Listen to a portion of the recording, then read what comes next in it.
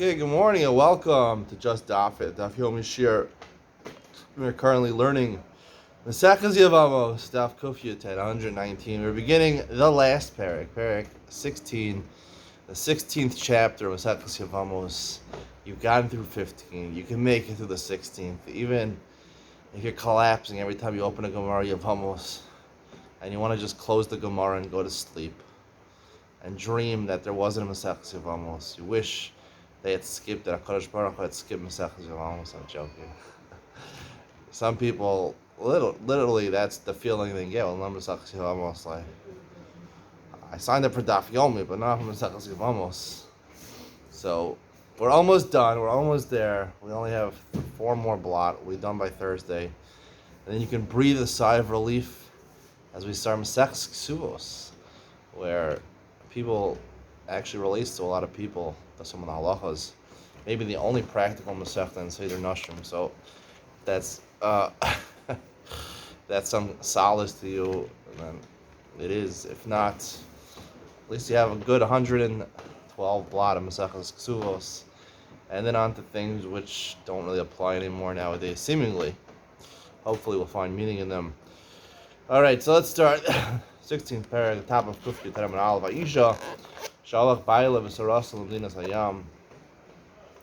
A woman, she didn't go to Mdinas Hayam. She didn't go to Granada. She didn't go to Granada with her husband, but her husband went with her co-wife. She has a co-wife. Her husband was married to 2 women or more. Unbelievable. Mdinas Hayam. Bo v'amru meiz ba'ilach. Eidim, eidecha. 2 Eidim came. They said, your husband died. Normally you can rely on Eidim. Here, there's a problem over here. He went with a co-wife. Now, we're going to see in the Gemara says, Rov Nashim Misabros V'Yoldos. We assume if a man is with a woman, Rov Nashim become pregnant in that time period. They'll conceive, and eventually they'll have a child. So even if a woman's pregnant, you can't, right?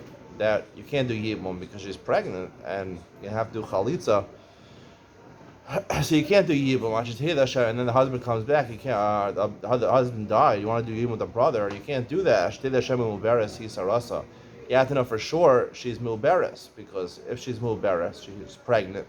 We assume most people that are Ma'abros they have a child, so she's gonna have a child, and then you could do, and then you could. When you retire to Shuk, you can't do Yibum anymore, because if she's Milberes, there's no makom for the mitzvah of Yibum. Haisala Chamos, right? She had a mother-in-law who went overseas. Eina Chosheshes, right?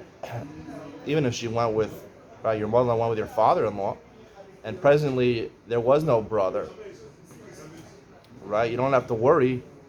They had a son, right? If they had a son, then you'd be bound. The woman would have to be bound. It's talking about the woman, her mother-in-law, who goes away overseas. So, and presently, when they went away, they had no other son besides their son that she's married to. So we don't have to worry that she had a son overseas, and therefore she's bound to Yibum. She can mutaras l'shuk. Yasta Malaya. However, if the mother-in-law goes away when she's pregnant, choshesh, and then she has to be choshesh, then maybe had a brother, and she's omedas l'yibum, she's not mutaras l'shuk. Rishul, Mera Eina, choshesh, Rishul says you don't have to worry.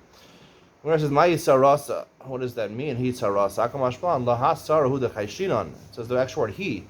That Sarah, you have to be choshesh that the husband who went overseas with her had children. Al Sarah Achrisi La Chayshinan. You don't have to suspect, if they reported the husband died, you don't have to suspect that the husband went back to a different wife, or he married a different wife overseas and had children. That you don't have to worry about. Only about that Sarah you have to worry about. And a child, and therefore you can't do Yibum. So the Mishnah says she shouldn't do. She can't get married to someone else. And it's a suffix, right? If they have a child, so then she can't do Yibum. She does shuk, but they don't have a child, then she has to do Yibum. She needs a chalitza. Bishlam Yibu Mei Lo. The Gemara says the Tilma Mi'abra the Kapaga Beish After Rice, and maybe, right? His Sarah had a child who's become pregnant with the husband who went overseas before he died. And therefore, there's no makom of Yibum anymore, right? There's no Eishasach anymore, and therefore it's Eishasach. Shalom makom mitzvah, there's no mitzvah of Yibum. Elos Yinasi, why can't she mutaras shuk? Amai halachach rov nashim. We should go after rov. V'rov nashim misabras v'yoldos. We can assume, more than just assume, we have a rov. We're going to see in one even Ben Sion the strength of a rov in a halacha. There's a differentiation between a ruba the isa kaman, ruba the leisa kaman. A rov has more strength than a chazaka. It's actually a good proof. Is it better proof than Adam? We'll get to see that in Yevamos Ben Sion. The Gemara says you can rely on rov. Rov women, they're secluded with a man, they're married to a man, they go overseas, they're going to have children. That's the way. Most women don't have problems having children. Most women don't need IVF. It's a consolation in this Gemara. If you're getting married, you're worried you might not have children. Most women, the statistics show, will have children right away. They say that our mission is right mayor that's worried about the miyat woman that don't have a child. And therefore, she can't tell us instruction. She's a chalitza. I feel the tema rabbanon. You could even say the mission is rabbanon. Kiaz rabbanon basa ruba the isay kaman going teisha chanus sanhedrin. Where is rov mentioned in the Gemara? There's two cases generally. Rov teisha chanuyos. 9 stores are selling kosher meat. One is selling the vela meat. So if you go into the store and you don't know which store you bought it in, the Gemara says it's kol kavuk masa masadami. If you find a piece of meat lying in the parking lot where you have 9 kosher stores, 9 kosher butcher stores, and 1 nevela butcher store, non-kosher butcher store, halal butcher store. So, if you don't know, the suffix is not nolad in the makom kviyas, so therefore you go after rov, and the rov settles the matter. You could eat the meat, right? Called it parish harachak rov, called it parish meruba parish. The Gemara says in Maseches Chulin. Also by Sanhedrin, right? Sanhedrin. Right, when they put someone to death, right? If they have a majority, you need 23 dayanim to put someone to death. You have 12 to acquit someone. Where it says achay lahatos, you 12 to 11 vote, you could acquit someone. You need actually a majority of 2 in order to mechayos on the penalty. But you do go after rov over there, even a slight rov, 55% or whatever it is, 53%, whatever the percentage is. You rely on rov, even. To punish the guy, it would be like 60%. You'd rely on that to punish the guy, to give him chayiv and misa. So that's ruba the isa kaman, ruba the leisa kaman. Here it's just statistics, right? We're saying all the world, 7.5 billion people in the world, rove of those people, 4 billion people, let's say, they would have children right away. I guess half of the women are not. So it would be 3.75 billion would be the women in the world, assuming it's 50-50, which is not 50-50 statistics. There are, I think, more women in the world than men. But it's interesting, actually. Living, there's probably more women than women. There's more boys that are born, but a lot of boys, men die younger. So there's more men that are born. The statistics show more men that are born than women, but women live longer than men in general. So technically, at any time in the world, there's usually a rove of more women than men. But let's say so. It's 3.8 billion. 7.5 billion in the world, that's a rough estimate. 3.8 billion women. 3.8 billion women. 2 billion out of those women, they're going to be able to have children right away or more. The Rabbanan don't agree you go after rov, but with the leisa kaman. Right? Kata Mektan. Is that really true? Kata Mektan, the ruba the leisa kaman. He was Rabbanan bas ruba. You have proof. Even ruba the leisa kaman, where it's just a general rov. It's right. It's a poll, a statistic, right? Where you have a large sample size, a really large sample size. They do go after rov. The Sanya Kata Mektana, the Bryce says a Kata and a Mektana, children are not 13-year-olds for a boy and 12-year-olds for a girl. Look, Cholzim Lam Yavin. They can't do Chalitza or Yibam. I'm related to the mayor. The runs to the mayor. Yafam Martin Jan Cholzim. They can't do Chalitza, a boy who's less than 13, a girl who's less than 12. Ish Tiva Parsha. It has an Ish by the Parsha Chalitza. Makshin Ish al Ish. Isha Hukash to Ish. So therefore, both the girl and the boy. Why can they Yibam? Yibam, you could be Barbia. A Katana, once she's 3 years old, is Royal Labia. And a Katan, once he's 9 years old on one day, is Royal Labia. Why can't they do it? Shema Yim say, Amar Lahem, Katan Shema Yimatze, Sris, Katana Shema Timatze Islanders. The reason is because a Katan, maybe he'll end up being someone who's not capable of having children. A Katana will also be an islandess, she's incapable of having children. And there's no mitzvah of Yibum. There's no mitzvah of Yibum when you can't have children. So therefore it's Paga Be'eshas Ach. It's going to end up being Itzer Be'eshas Ach Shalom Makum Mitzvah Yibum. V'nimsa poking be'erva. They're going to be violating this relation. Rabbanan Sabri, the Rabbanan we're not worried about. Zil Basaruba, the Kanim, Rov Kanim, Lav Strisninu. Zil Bas Rov Tanos, Lav Islandist. It's very rare that a girl will end up being an islandess or a boy will end up being a stris. So you go after Rov. Even though it's statistics, Ruva, the Lasik Yaman, still we go after Rov according to the Rabbanan. Ela Mechavarta Masisna Rai Meir. You must say that the Mishnah is Rai Meir. Here is Chayish Lamiyuta. Rabbanan both by Ruba the Isakman and both by Ruba the Lasakman, they would go after Rov. We're not Chosh Lamiyuta. Is there a difference at the end of the day, according to the Rabbanan, we hold like between Ruba the Isakman and Ruba the Lasakman? We'll get to that in Yom Ben Sion. So the Gemara says, Mayo Kimta, who are you saying our Mishnah is like? Or a mayor? Emma Seifa, say the end of the Mishnah. Haisa Chamoa, Chamo, she had a mother-in-law, right? The mother-in-law, the woman has a mother-in-law. Ino Choshesha, she's not Choshesh, and when the mother-in-law went away, there were no brothers to her husband. She doesn't be Choshesh that he had a brother, and she's a Zak Liba. My Halacha Rov Nashim. Rov Nashim is Abbas V'Yodos. The mother-in-law went away with the father-in-law. We assume they had a child. So the answer is Miyat Mapilos. Right? Even though Rov Nashim would become pregnant, they would conceive, some of them, a myriad of them, actually have miscarriages. Plus, combined with the fact that there's a chance, half children are born of boys, half are girls. So, if she's a girl, right, there's no Yevamos, only the brothers there's Yevamos. So therefore, Miyuta, let's say 25% chance, along with the 50% chance in the Kevos, Havale is a Charim Miyuta. So the Charim are a miyut, v'leichush, and according to Reb Meir, he's choshesh al miyuta. We should be choshesh that it's a zachar. How could she go ahead and marry to the shuk? She should be considered that they had a son, and she's zachar l'yibam. So the Meir says, Dilma kevan de'echsaka l'shuk l'chayish. Because she has a chazaka, she was muteras l'shuk, going away. We don't know the mother was pregnant, so therefore we're not choshesh. Reisha de'echsik l'yibam tiyabim. So the Gemara counters back the reisha where she's a chazaka, right, where her husband or Sarah went away, she was a chazaka that do yibam to yabim. She should do yibam, right? Or Sarah didn't have a child, as far as we're concerned. Amar Rav Nachman, Amar Rav Avua, trying to answer the ratio, the Isra Kares. There it's an Isra Kares, right? We're chashish, trying to allow her to do yibam over there, right? It's Isra of Eishasach, chashashu. They were choshesh. Rameir was choshesh for the miyut. Safe for the Isra Lav lo chashashu. When it's Isra Lav, Rameir is not choshesh l'miyuta. Amar Rav Michti hadaraisa. Both are Isurim Da'araisa. Mali Isra Karetz, Mali Isra Lav, right? There's a what to mean a distinction between an Isra Da'araisa and an Isra Da'Rabbanan. But when both are Isra Da'araisa, it's just because one has a more significant punishment, we should be Choshesh. You're Choshesh Midaraisa, you're Choshesh Midaraisa, whether it's Isra Karetz, Isra Lav. Elama Rava makes a distinction, top of Kufi Utenam Beis, Reish Chazak L'Yibam V'Ruba L'Shuk. The Chazak L'Adiv Kiruba. The Reisha, the first case where the Sarah went away with the husband, so there was a chazaka that she's omedes l'yibam. However, the ruba dictates that they had a child and she's omedes l'shuk.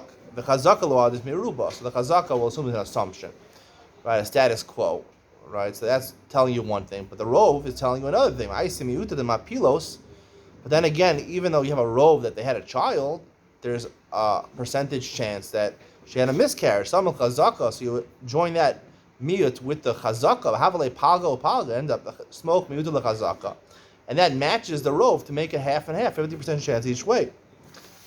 Lo sinas, and that's why the Mishnah says lo sinas. She can't do yibam because we're concerned they have a child, and she can't tell which she doesn't have a child. Seifa, the lay out the case with the mother-in-law, chazaka l'shuk. There's a chazaka she's a medrash muteras l'shuk. They didn't have a child. The ruba l'shuk. It's also a rov that she's the shuk. Rov is telling me that they had a child. The ruba l'shuk. The rov, right? Because we said the rov, because the mother-in-law might be mapilos, plus the fact that it might be in a keva. So the rov also tells me it's muteras l'shuk. So chazaka, a status quo, muteras l'shuk, and the rov tells me the havala is chara miyuta de miyuta. So the chara downgraded, even though Rameir is chayish l'miyuta, here it's downgraded to miyuta de miyuta. Let's say 87.5% chance, right? 75% chance is a rov. It's choshesh for 20% chance, but 12% chance, 12.7 chance, it's like a double suffix. The chazaka is 25 is an assumption, 75%, plus the rov adds another 12.5% on that, right? And the scharim, the shesh, they had a zachar child, which would make her, right, usher to the shuk. That's a miyut to miyut, lo chayish Rameir is not choshesh even for miyut of miyut. So even the halacha that I think certain instances we are choshish for a mayor, that are choshish l'miyuta.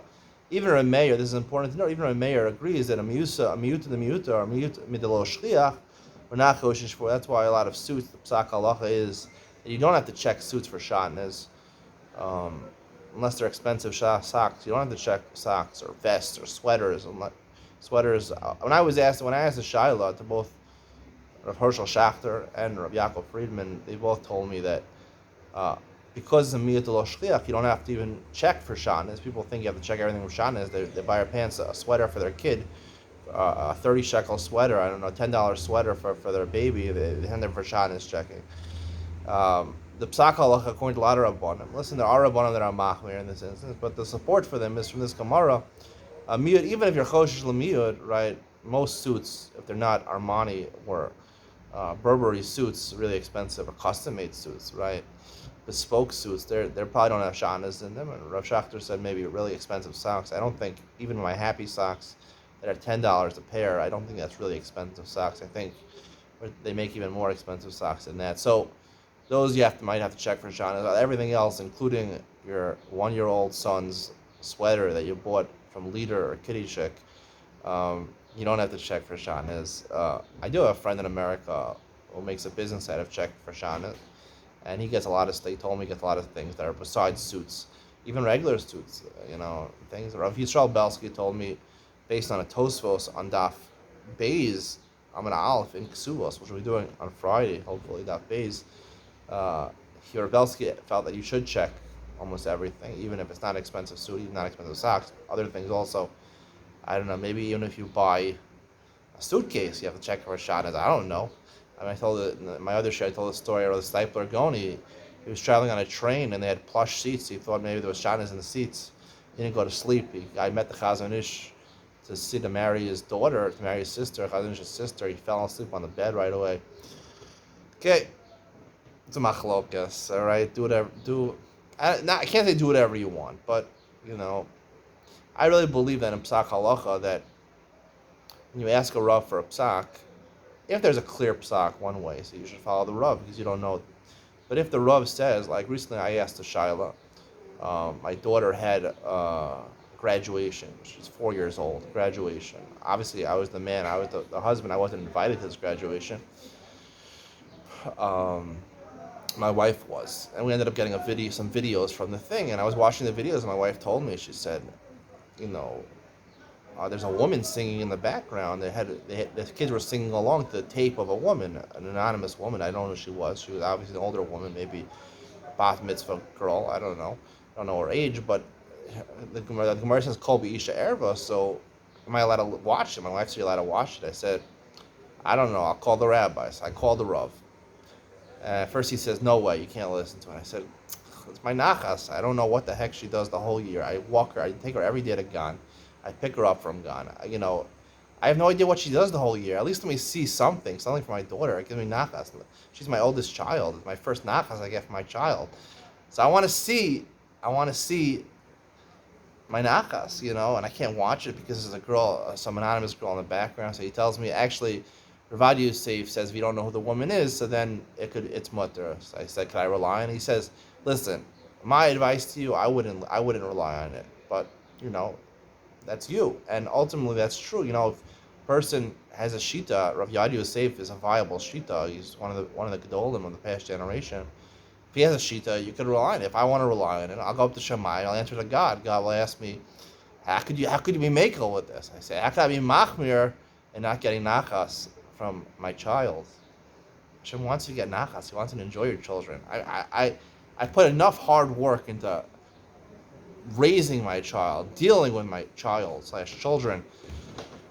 At least I get something back for them. I'll get nothing back. I gave her 4 years of waking up in the middle of the night, cleaning up her vomit. I mean, these things, taking toilet training her, changing diapers, all these things, dealing with her cry, her when she cries and she puts up a fit, and kids are not so easy. People who have kids know. I mean, they say they get harder as they grow older, but whatever I have, it's pretty hard right now, and I have a lot of young kids. A lot of young kids in the house, and they cause a lot of they make you they make they make life very difficult for you. But you're told that they bring you joy, and they do bring joy to you. But you want to see some of that nakas some of the times, and they grow older, you give you more nakas because you got more relationship with them. So that was Psaka. Yeah, I felt I could rely on that. I'm confident that when God asked me after 120 years if I did something wrong, I'm confident I made the right choice. All right. So Gemara says, "Lo sinase vel tisyabim." The Mishnah says that she can't get married. She can't get married to the shuk, and she can't do yibam. So she's stuck. Why don't you do chalitza? La'olam.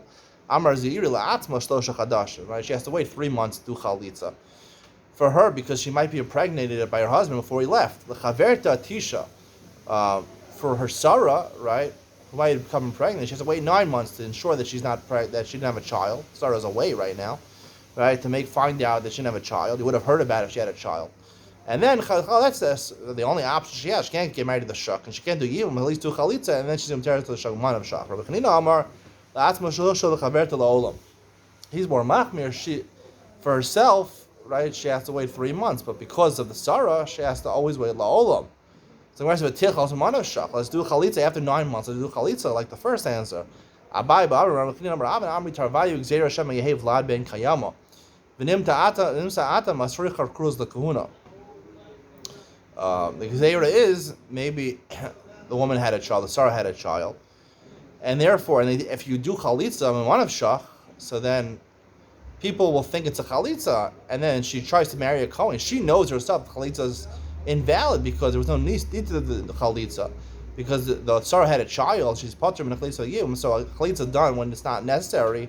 It's not a halakha chalitza. She could marry the Kohen, and she's going to need people to announce. People shouldn't be choshesh her that she's marrying a Kohen when she's not allowed to. But so the Gemara says, let's just make people will announce it when she marries the Kohen. No, she didn't need the chalitza. The chalitza was necessary. Some people will witness the chalitza, won't witness the hachraza when she marries the Kohen. People will have the mistaken impression that chalutza, which is only derabanan asur a Kohen, is in fact mutter to a Kohen. It's not. So we're asking this. Nitan li bein. The Mishnah said we had previous Mishnah on Kofi Yorches. Nitan li bein ninas hayam amra meiz b'ni v'akak b'ayli. She says, I went overseas with my husband and I had a child there. And what happened? The Amra meiz b'ni. First my son died, and then my husband died. And then she's believed because when she went away, she was chazaka that she didn't have children. So menes liyibam. And then, based on the facts, she had a child. The child died first. So therefore, when her husband died, they had no children. So she's a menes liyibam. She's a menes. Right? The Mishnah says, she says meiz ba'al tiskabim.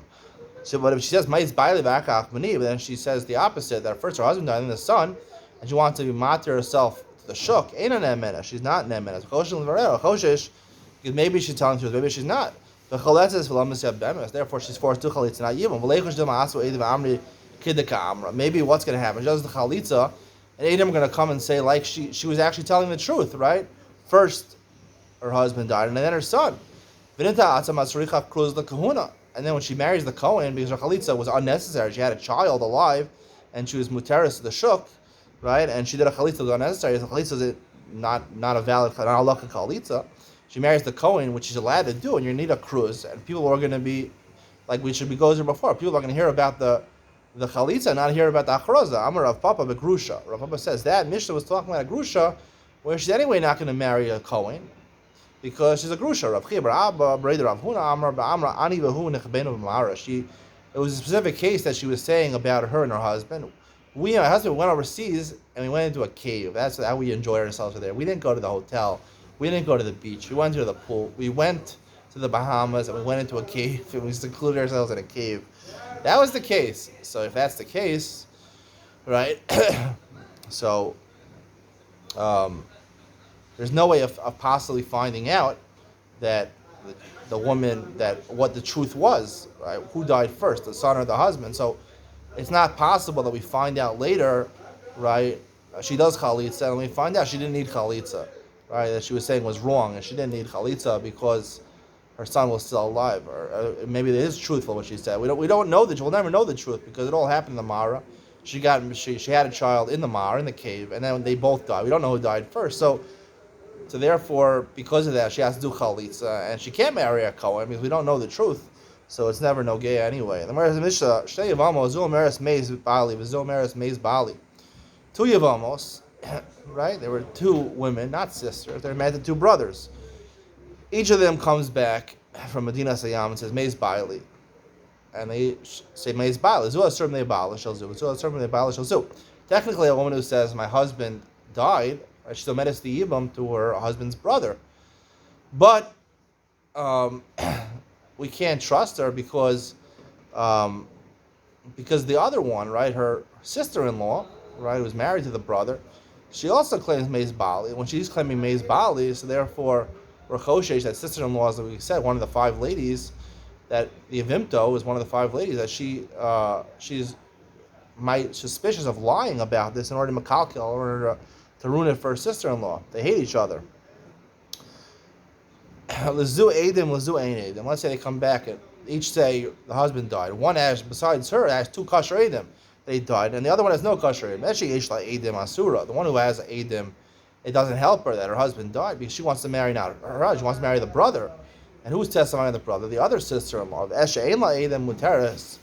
But the other sister-in-law, she has nothing to worry about because besides the fact that the other wife said that her husband died, she has Edim that corroborate this. Edim to corroborate the husband died, so we know for sure he died. So therefore she can marry the brother because he definitely died. So she's medes liyibam. Lezu banim, lezu ein banim. If one of these wives had children and one didn't have children, the one who has children, she's muteres because since she has children, so there's just muteres l'shuk. She knows obviously there's no case of yibam. So there's nothing to worry about. The one who doesn't have banim, she's omedes the yibam. And we're worried about the yibam that the other one is makalkel for her. She's ruining it for her. Nisyabnu. Let's say there's other brothers. Besides these two brothers, other brothers, Umeser, and these other two brothers, let's say Levi and Yehuda. The first two brothers, Reuben and Shimon. The other two brothers are Levi and Yehuda. And they took these two wives who claimed their husbands died in Yibam. Umesu hayivmin. Asuras leinase. Umesu. And then they died. These other two brothers, Levi and Yehuda, died. Even Asuras leinase, they can't get married. They can't get remarried. We assume that one of the Reuven and Shimon are still alive. Rabbi says no. Once we're going to investigate in the Gemara his reasoning, once they became mutter to the other two brothers, so therefore we can assume they're mutter to anybody anymore. We can assume that Reuven and Shimon actually did die, and then muteras shuk. The Gemara says Tana lezu edim ubanim lezu lo edim lo banim shteim mutaros. If one has edim and one of them, besides they both said right the husband died, and one has edim to corroborate it, and she has children. And the other one has neither Edim nor Banim. Shteim Mutaras, they're both Mutar, Manav Shach, right? The one who has Edim and Banim is Mutar because she has Banim, right? So she's not Omedes Liyibam, she can Mutaras Shach. And the one who has no Edim or Banim, she has no Banim, so she's Omedes Liyibam, but she has Edim for the other one, Edim that the other brother died. So therefore, the other brother died, so she's not going to be, no Yibam for him, so therefore she can Mutaras Shach. She's also Mutaras Shach to marry anyone else or to marry a different brother, because the Edim establish a truth that they died, not just the words of the woman. That will be the conclusion of today's shir. I hope you enjoyed. See you in Iyam Ben Siyah, and we'll discuss Ruba the Isakam, Ruba the Leisakam, everyone's favorite Lamdisha topic. We'll see if our Gemara lends any proof to what exactly. Right, these are proofs. There, according to Rabbana, Ruba the Isakam, Ruba the Leisakam are proof. How much proof? How does it rival with Chazaka? How does it rival with Yedil, the Chala Olam? How does it rival with Shtei Edim? We'll talk about more about that in Ben Sion coming up right now.